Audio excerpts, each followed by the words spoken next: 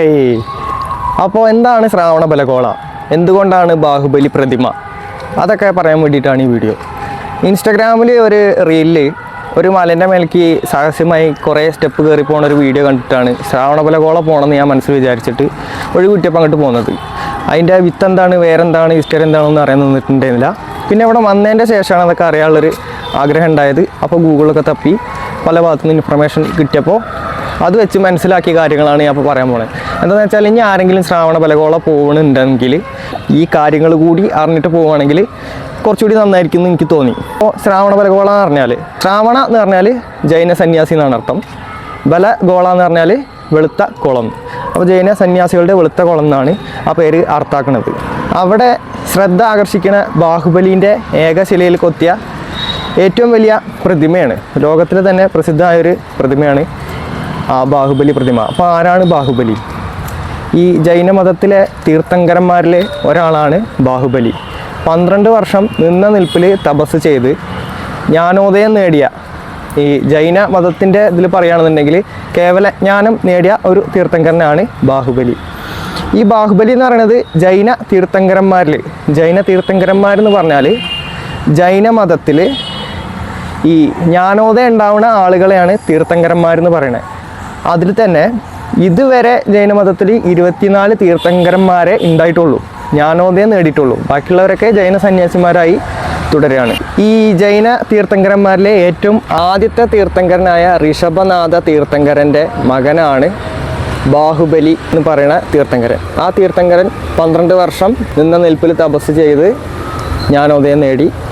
അപ്പോൾ അതുമായി ബന്ധപ്പെട്ട് ആ തീർത്ഥങ്കരനോടുള്ള അനുസ്മരണാർത്ഥം ഈ AD 981, നമ്മളിപ്പോൾ AD 2025 ആ കാലഘട്ടം ശ്രാവണബലഗോളയിലെ ഭരണാധികാരിയായിരുന്ന ഗംഗ രാജവംശത്തിലെ ചാമുണ്ഡരായ എന്ന് പറഞ്ഞ ഭരണാധികാരി പണി കഴിപ്പിച്ചതാണ് ഇപ്പോൾ ശ്രാവണബലഗോളയിൽ പോയാൽ കാണാൻ പറ്റുന്ന ആ ഏകശില പ്രതിമ. അപ്പോൾ ഈ ജൈനമതം എങ്ങനെ ശ്രാവണബലഗോളയിൽ എത്തി നമ്മൾ ആലോചിക്കണം. ജൈനമതം ഇന്ത്യയിൽ തന്നെ എത്തുന്നത് BC 700 കാലഘട്ടത്തിലാണ് ജൈനമതം ഉണ്ടാവുന്നത്. ചന്ദ്രഗുപ്ത മൗര്യൻ ഭരിച്ചിരുന്ന കാലത്ത്, അതായത് BC 300 കാലഘട്ടത്തിൽ ചന്ദ്രഗുപ്ത മൗര്യൻ അവസാന കാലം ആത്മശാന്തിക്ക് വേണ്ടിയിട്ടോ എന്തോ ജൈന സന്യാസിയായ ഭദ്രബാഹുവിനെ കണ്ടിട്ട് ജൈനമതം സ്വീകരിച്ചു. അങ്ങനെ ശ്രാവണബലഗോളയ്ക്ക് മാറി. ശ്രാവണബലഗോളയിൽ ചന്ദ്രഗുപ്ത മൗര്യർ ധ്യാനിച്ചിരുന്ന മലയുടെ പേരാണ് ഇപ്പോൾ ചന്ദ്രഗിരി എന്ന് പറയുന്നത്. അപ്പുറത്തൊരു മലയുണ്ട്, അതാണ് വിന്ധ്യാഗിരി. ഈ ചന്ദ്രഗുപ്ത മൗര്യന് ജൈനമതം സ്വീകരിച്ചതിൻ്റെ ശേഷം ഇന്ത്യയിൽ പല ഭാഗത്തും ജൈനമതത്തിൻ്റെ പ്രചാരം കൂടി. ഗുജറാത്ത്, രാജസ്ഥാൻ, കർണാടക, തമിഴ്നാട് ഈ ഭാഗത്തൊക്കെ ജൈനമതത്തിൻ്റെ കൂടുതൽ വേരുകൾ വന്നു തുടങ്ങി. പിന്നെ ചന്ദ്രഗുപ്ത മൗര്യ സാമ്രാജ്യമൊക്കെ പോയി കഴിഞ്ഞിട്ടും പല രാജവംശങ്ങളും വന്നെങ്കിലും അവർ ഈ ജൈനമത സന്യാസികൾക്ക് അല്ലെങ്കിൽ തീർത്ഥങ്കരന്മാർക്ക് ഭയങ്കര സപ്പോർട്ടായിരുന്നു. അതിൻ്റെ ഭാഗമായിട്ട് പിന്നെ ഇവർക്ക് വേണ്ടിയിട്ടുള്ള കുറേ ശിലാസ്ഥാപനങ്ങൾ ഉള്ള കുറേ ക്ഷേത്രങ്ങളും ശിലാ വസതികളൊക്കെ ഉണ്ടാക്കിക്കൊണ്ട് കൊടുത്തുകൊണ്ടിരുന്നു. പിന്നെ ഈ ജൈനമതത്തിൻ്റെ 5 കാര്യങ്ങളാണ് മെയിനായിട്ട് ജൈനമതം എടുത്തു വയ്ക്കുന്നത്. എന്തൊക്കെയാണെന്ന് വെച്ചാൽ അഹിംസ. ഗാന്ധിജി ജൈനമതത്തിൽ നിന്നാണ് അഹിംസ എന്നുള്ള ആദർശം ജീവിതത്തിലേക്ക് എടുത്തത്. അഹിംസ, പരസംഗ്രഹ, സത്യം, ബ്രഹ്മചര്യം, പിന്നെ വേറെ എന്തോന്നും കൂടി ഉണ്ട്.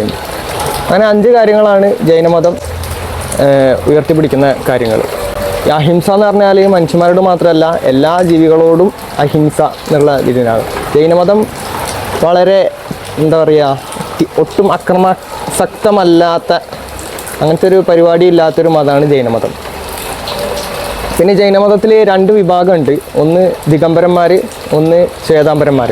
ദിഗംബരന്മാരെന്ന് പറഞ്ഞാൽ ദിക്ക് അമ്പരമായവർ, അവർക്ക് വസ്ത്രങ്ങൾ ഉണ്ടാവില്ല, ദിക്കാണ് അവരുടെ വസ്ത്രം. ശ്വേതാംബരന്മാരെന്ന് പറഞ്ഞാൽ ധവള വസ്ത്രം, വെളുത്ത വസ്ത്രം ധരിക്കുന്നവരാണ്. ഈ ദിഗംബരന്മാരുടെ കാഴ്ചപ്പാടിൽ സ്ത്രീകൾക്ക് തീർത്ഥങ്കരന്മാരാവാൻ കഴിയില്ല, ജ്ഞാനോദയം നേടാൻ കഴിയില്ല. അവർ പിന്നെ പുരുഷന്മാരായി ജനിച്ചതിന് ശേഷം മാത്രമേ തീർത്ഥങ്കരന്മാരാവാൻ സാധിക്കുകയുള്ളൂ. ശ്വേതാംബരന്മാരിൽ അങ്ങനെയല്ല വിശ്വാസം. അവർ പറയുന്നത് സ്ത്രീകൾക്കും തീർത്ഥങ്കരന്മാരാകാൻ സാധിക്കുന്നതാണ് പറയുന്നത്. പിന്നെ ഇപ്പം ഈ ശ്രാവണബലഗോളയിൽ പോയപ്പോൾ അവിടെ ഒരു ദിഗംബരനെ ഞാൻ നേരിട്ട് കണ്ടിട്ടുണ്ടായിരുന്നു. അത് ഒരു വ്യത്യസ്തമായ അനുഭവം തന്നെയായിരുന്നു. ഇന്ത്യയിലെ നിലവിൽ ജൈന തീർത്ഥാടന കേന്ദ്രമായിട്ട് 3 സ്ഥലങ്ങളാണുള്ളത്. ഒന്ന് ശ്രാവണബലഗോള, മറ്റൊന്ന് ദിൽവാര ക്ഷേത്രങ്ങളൊക്കെ അതുമായി ബന്ധപ്പെട്ടതാണ്. പിന്നെ ഗുജറാത്തിൽ ഒരു സ്ഥലം ഉണ്ടായിരുന്നു, പാലിനെറ്റോ അങ്ങനെ എന്തോ ഓർമ്മയില്ല, അങ്ങനെ ഒരു സ്ഥലം.